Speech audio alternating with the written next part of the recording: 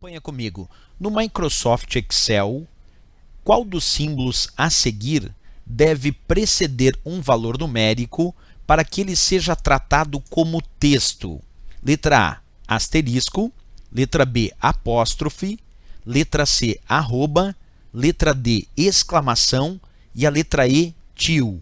E aí, pessoal, qual destes símbolos o usuário deve observar quando deseja que um valor numérico seja tratado pelo Excel não como valor numérico, mas sim como texto? Vamos observar isso na prática e depois já voltamos na questão. Acompanha comigo aqui. Estou mostrando para vocês uma planilha do Excel. Aqui vamos digitar um determinado valor em uma célula. Por exemplo, se eu digitar só 9, percebe que 9 é tratado como um valor numérico.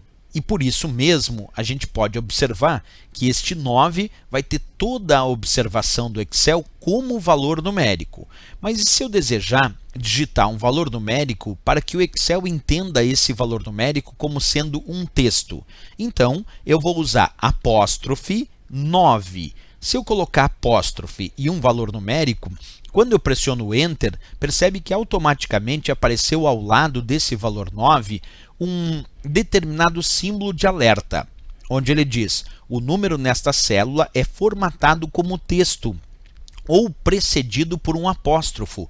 Quer dizer, o próprio Excel indica que assim que eu digito apóstrofo e um determinado valor numérico, ele mesmo já entende que esse valor numérico, esse 9, não é número, mas é texto. Inclusive, se eu clicar nessa indicação que apareceu junto ao valor 9, ele mesmo diz, ó, número armazenado como texto. Isso aparece quando eu vou digitar apóstrofe e um valor numérico. Bem, se o usuário não quer mais que esse valor 9 seja tratado como texto, ele clica nesse símbolo que aparece junto a essa indicação e pode pedir converter em número. Se eu escolher converter em número, bem, agora o 9 voltou a ser considerado de fato um valor numérico. Então, voltando a essa questão especificamente, destes símbolos indicados, o asterisco tem como função dentro do Excel ser um operador para multiplicação, não é a resposta. O apóstrofe, sim. Letra B de Brasil é a resposta para essa questão.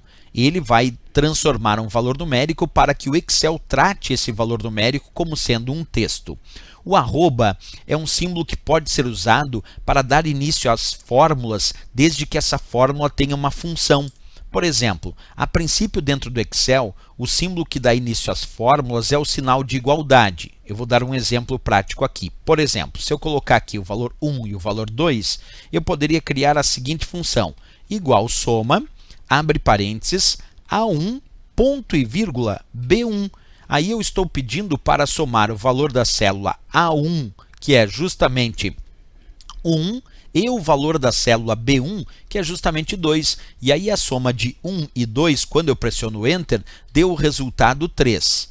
Bem, mas eu poderia ter iniciado, percebe que eu iniciei essa fórmula com o sinal de igualdade.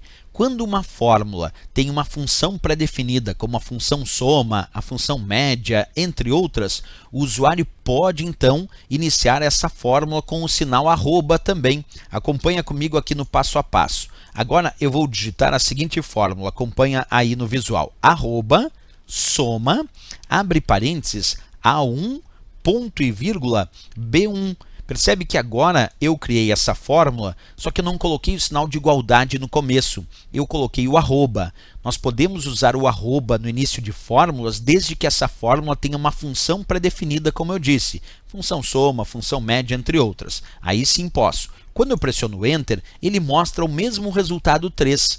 E uma coisa muito interessante, quando agora eu voltar nessa fórmula, percebe que no lugar do arroba, agora ele colocou o próprio sinal de igualdade.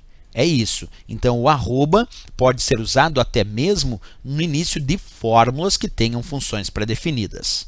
Bem, o ponto de exclamação aqui citado, esse é usado para o que chamamos de referência externa.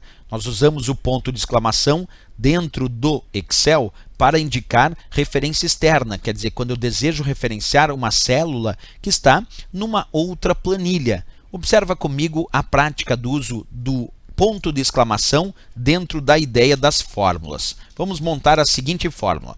Vocês vão acompanhar agora que este valor 2 que eu estou mostrando, ele pertence à célula B1 da planilha Plan 6. Observa ali embaixo, ó, o valor 2 pertence à célula B1 da planilha Plan 6. Plan 6. Agora eu vou fazer o seguinte, ó.